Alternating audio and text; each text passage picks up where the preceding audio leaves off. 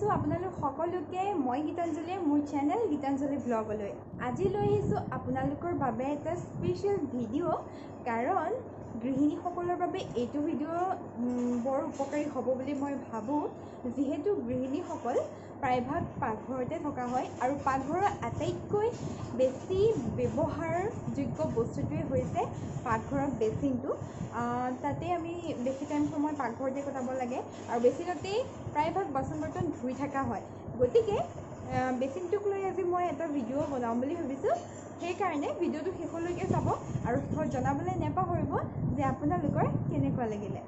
এই কামটো আচলতে মই আটাইতকৈ পাকঘৰ থকা সময়ত বেছিকৈ কৰি থাকোঁ আৰু ডেইলি কৰোঁ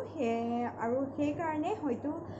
সেইটো কাম আপোনালোকৰ লগত মই শ্বেয়াৰ কৰিম বুলি ভাবিলোঁ যিসকলে তেনেদৰে নকৰে সেইসকলৰ বাবে খুবেই এটা ইম্পৰ্টেণ্ট হ'ব আৰু কৰাসকলেতো জানেই কিয় হ'ব কেনেকৈ হ'ব বা এইটো কৰিলে কি হ'ব ভাবিলোঁ নজনাসকলৰ বাবে মই ভিডিঅ'টো শ্বেয়াৰ কৰোঁ আৰু কামটো হৈছে আপুনি যেতিয়া পাকঘৰত থাকে বা বাহিৰৰ মানুহ যেতিয়া আপোনাৰ পাকঘৰটোত সোমায় আপোনাৰ যদি বেচিনটো চাফা হৈ থাকে বা পুৰণা বেচিনটো যদি আপুনি কিবা নতুনকৈ ৰাখিব বিচাৰিছে সেইটো এটা খুব ভাল লগা কথা নহয়নে কাৰণ চাফ চিকুণতে আমাৰ মানুহৰ প্ৰধান কাম আৰু তেতিয়াহে আমাৰ দেহ মন সকলো সুস্থ হৈ থাকে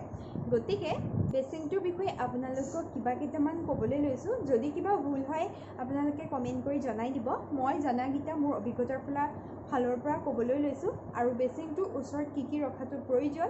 বা কেনেদৰে ৰাখিব লাগে তাৰ বিষয়ে ক'ম গতিকে ভিডিঅ'টো শেষলৈকে চাই থাকিব স্কিপ নকৰিব আৰু শ্বেয়াৰ কৰি দিব যাতে যিসকলে নেজানে সেইসকলেও কথাটো জানিব পাৰে গতিকে ব'লক আজিৰ ভিডিঅ'টো আৰম্ভ কৰোঁ এইটো হৈছে আমাৰ বেচিনটো আৰু আপোনালোকে দেখিছে এতিয়া বেচিনটো প্ৰায়ভাগ লেতেৰা হৈ আছে আৰু সদায় মই ৰাতি ভাত পানী খোৱাৰ পিছতেই বেচিনটো চাফা কৰোঁ আপোনালোকে যিটো বাচন ধুবৰ কাৰণে চাবোন ইউজ কৰে ভীম বাৰ হওক বা বেলেগ তেনেকুৱা ধৰণৰ বাচন ধোৱা চাবোনটোৱে আপোনালোকে বেচিনটো ধুনীয়াকৈ চাফা কৰিব পাৰে বাচন ঘঁহা যিডাল আমাৰ ব্ৰাছ থাকে অকণমান তাঁৰৰ নিচিনা সেইডাল ল'ব লাগে আচলতে কোমলডাল নহয় অকণমান হাৰ্ডডাল ল'লে তেতিয়া চাফা কৰিবলৈ সুবিধা হয় আৰু তাত লাগি থকা তেল চিকুটিবোৰ সহজে এৰা খাই যায় এনেদৰে মই চাবোন লগাই পেলাই গোটেই বেচিনটো ধুনীয়াকৈ ঘঁহি দিওঁ অলপ টাইমলৈকে ঘঁহি থাকোঁ যেতিয়ালৈকে তেল চিকুটিটো নাযায় আচলতে এইডালে ঘঁহিলে সহজতে তেল চিকুটিটো এৰাই যায় বেছি টাইম নালাগেই চাফা কৰোঁতে আৰু আপোনালোকে যদি ডেইলি ৰাতি এনেদৰে চাফা কৰে তেতিয়া বেচিনটো লেতেৰাও হৈ নাথাকে প্লাছ ধুনীয়া হৈ থাকে আৰু নতুন নতুনেই দেখা যায় এয়া তলখিনিও মই ধুনীয়াকৈ এনেদৰে ঘঁহি দিওঁ আপোনালোকে যদি এনেকুৱা নকৰে আৰু আপোনালোকৰ বেচিনটো যদি সঁচাকৈ লেতেৰা হৈ আছে তেনেহ'লে এনেকুৱা কৰি চাবচোন অকণমান জোৰ দি পেলাই ঘঁহিব তেতিয়া তাত থকা ছাইডৰ যিবোৰ আমি ভাত পানী খোৱাওঁতে বা তাৰ তৰকাৰী ভাজি যিখিনি থাকে সকলোখিনি আঁতৰি যায় আচলতে অকণমান পানী দি পেলাই এইখিনি ধুনীয়াকৈ ঘঁহি দিব লাগে এয়া দেখিছে প্ৰথমতে যিটো বেচিন আছিলে তাতকৈ এতিয়া বহুতখিনি ধুনীয়া হৈ গ'ল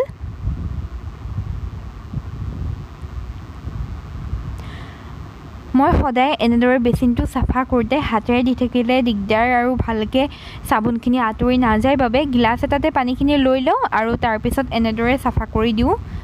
চুককেইটাত এনেদৰে পানীখিনি ঢালি দিওঁ তেতিয়া ধুনীয়াকৈ গোটেই চাবোনখিনি আৰু লেতেৰাখিনি গুচি যায়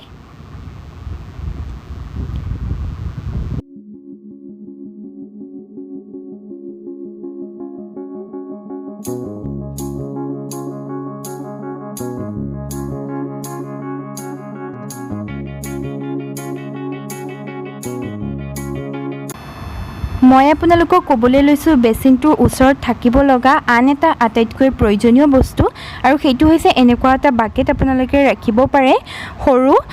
সেইটো আচলতে যিবোৰ আমি ভাত খাওঁতে আমাৰ ভাত বা তেনেকুৱা তৰকাৰী ভাজি যিটো আমি বেচিনটো দি পাৰ কৰিব নোৱাৰোঁ বা ঠেলি হেঁচিও পাৰ কৰিব নালাগে হয়তো পাইপডাল জাম হৈ যোৱাৰ সম্ভাৱনা থাকে সেয়েহেটো এনেদৰে থৈ দিওঁ তাতে বস্তুখিনি মই থৈ দিওঁ পিছদিনা পেলাই দিওঁ আৰু 3 নম্বৰটো প্ৰয়োজনীয় বস্তু হৈছে এনেকুৱা এখন টাৱাল বা কিবা আপুনি কটনৰ বস্তু ৰাখিব পাৰে যাতে বাচনকেইটা ধুই আপুনি হাতটো এনেদৰে মুচিব পাৰে বা তেনেকুৱা কাপোৰ এখন পাকঘৰত আচলতে বহুতেই প্ৰয়োজন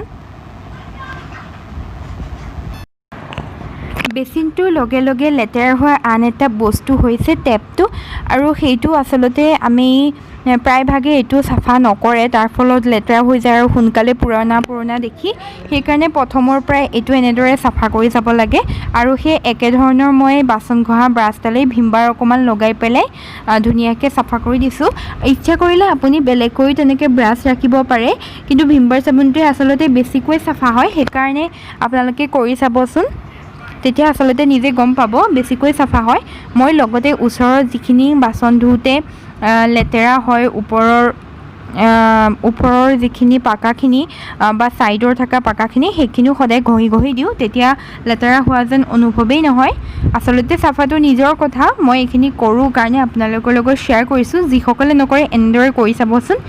বহুত চাফা লাগিব আৰু যদি কাৰোবাৰ বহুদিনীয়া বেচিন আছে আৰু এনেদৰে ঘঁহা নাই কালাৰ হৈ গৈছে সেইসকলেও এনেদৰে কৰি চাব পাৰে একেবাৰে নতুনৰ দৰে দেখিব অকণমান ইচ্ছা কৰি এলাহ নকৰি ঘঁহিলেই হ'ল খালি তাৰপিছত এনেদৰে পানী দি পেলাই গোটেইখিনি মই চাফা কৰি দিওঁ